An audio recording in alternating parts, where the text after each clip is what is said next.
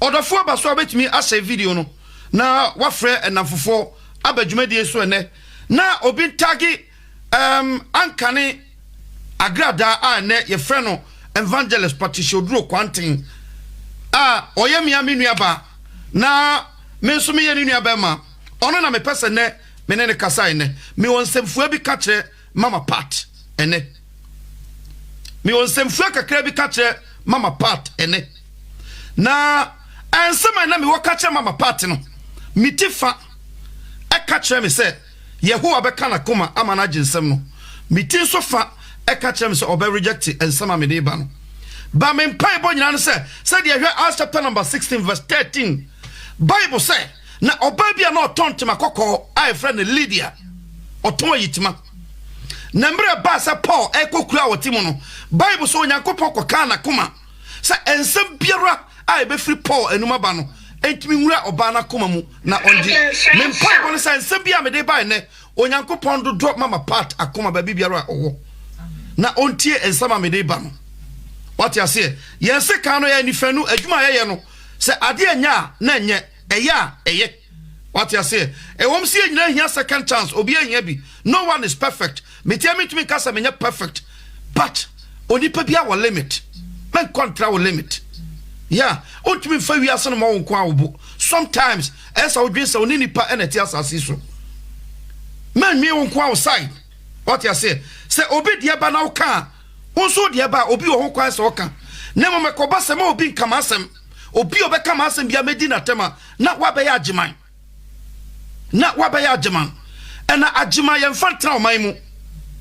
ade a friend sa agiman ye mfa tra oman mu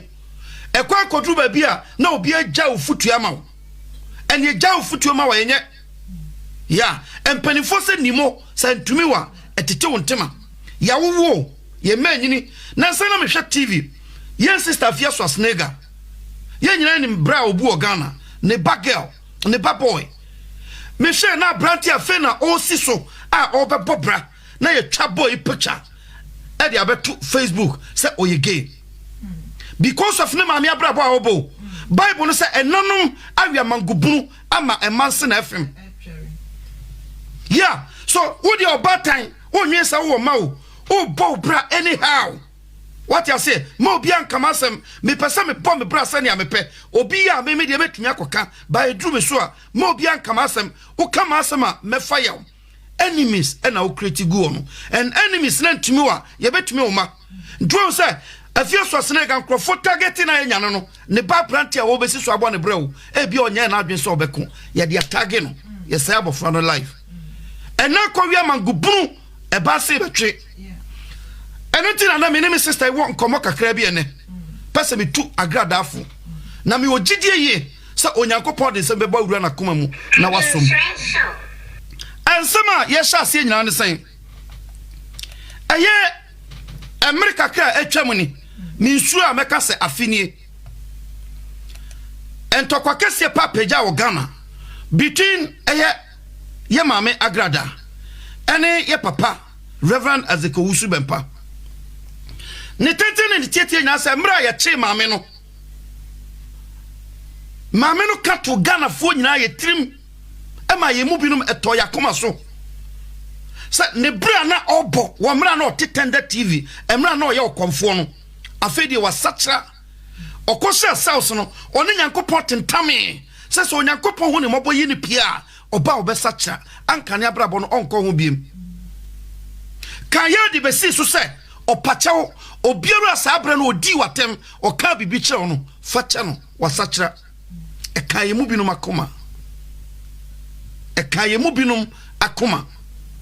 enti emra osofo penity se ye papa Azekowusu Bempa e ma sha se se omo ne ma me twi was sachira osema sachira usa e kaye mu binum akoma se adeti na osofo penny te se ye papa Owusu Bempa achievement e dia papa yaji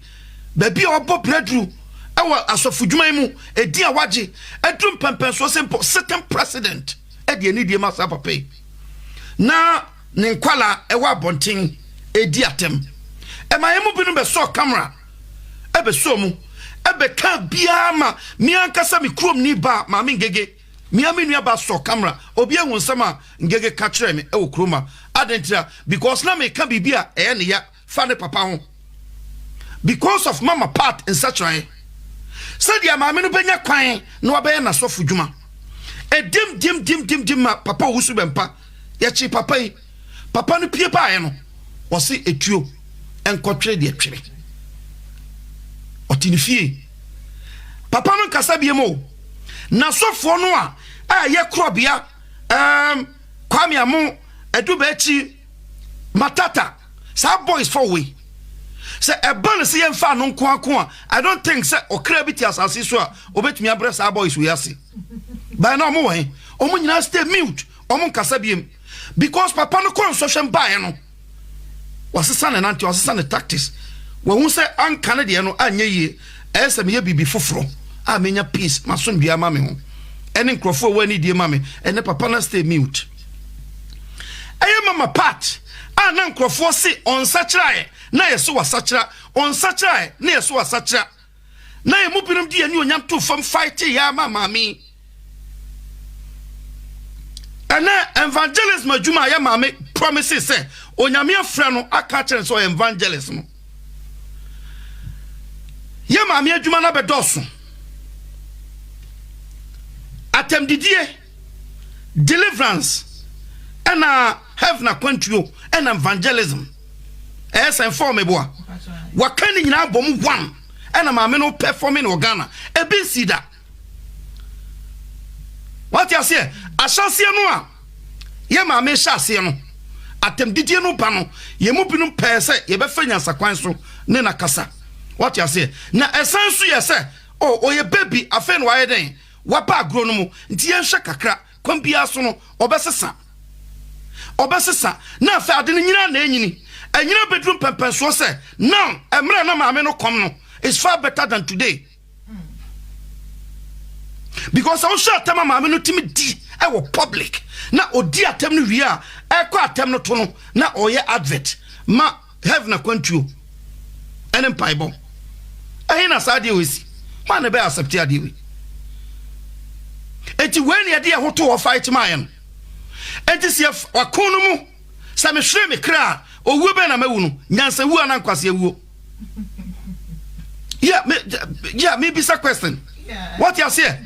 ye mu binum nya odoson ko de kra to wo se esese ma me nya ne fa hodie na o ye ne nya medjuma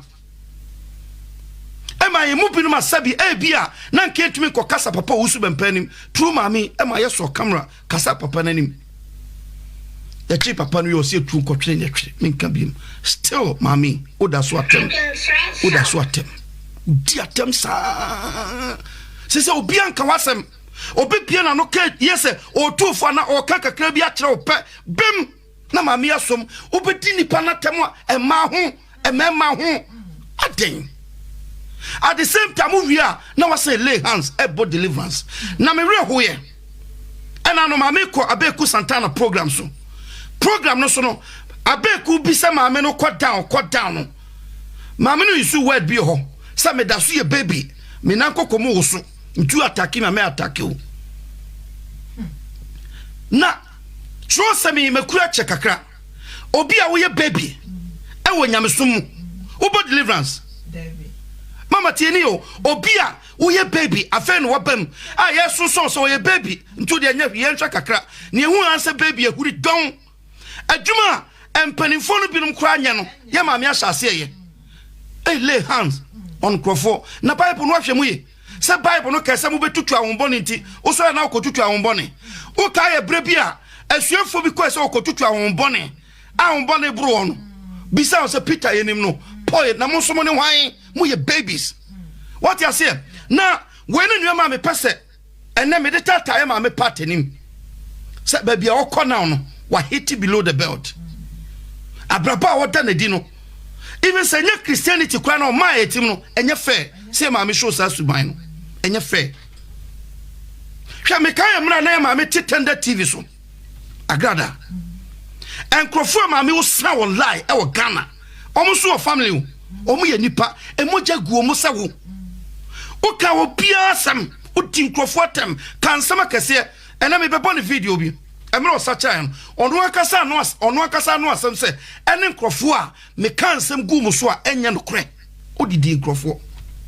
enti se na obi kan asem kra to so na enye no kra hu se emre bi atwamu ye bi ana na wa be sofo mame me dia me pasa me ko bebre because nyame frɛ obi na obi ni ho enti na so obi anya chance se nyame frɛ wa chance ne ne je o perform a ene be hu abakro a woso me bawo if some me saw camera question papa wosu bempa about ne nkwala no sabre no niana ne nkwala no ye no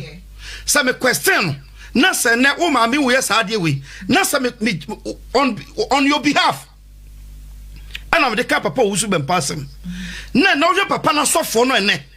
sa wo hwe adu ba echi mu ba life na omo kasa utie boys no kasa na wo hwe boys no na wo se ne omo live omo life na ye be hwe wo mama part ani emu bi no fight ma abrabo a ubu Ghana na now baby adu ye mra esesenke emu binom eka se si e ka kirem se ma me na sachira se mo hu ankoba sawo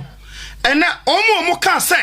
ma me no sachira no omo se si omo ni ase e de kire yen se mo hu yanka nkyem so sachira nti aman na ye nyina ye si eti ase ani wadura yen because of suban ma me no da na di no e unacceptable I don't say so. And I know Pammy, who said, ya mammy, a deep penny phobia tem.